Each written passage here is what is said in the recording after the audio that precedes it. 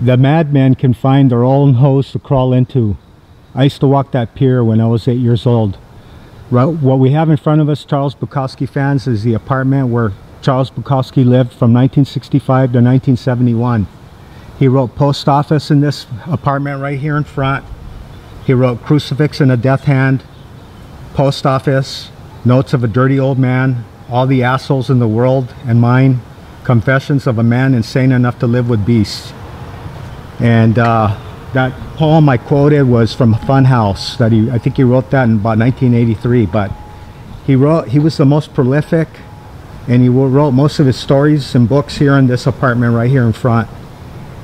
And thankfully they haven't torn down the building, but the lady that bought the property, she was going to tear it down, and all the fans came out and made sure she didn't get away with that. So instead she fixed it up, because when I came back when I was here a few years back, it was pretty dilapidated. Well, that's where he typed all his stories, right there in that window right there, drawing inspiration from all the passers-by.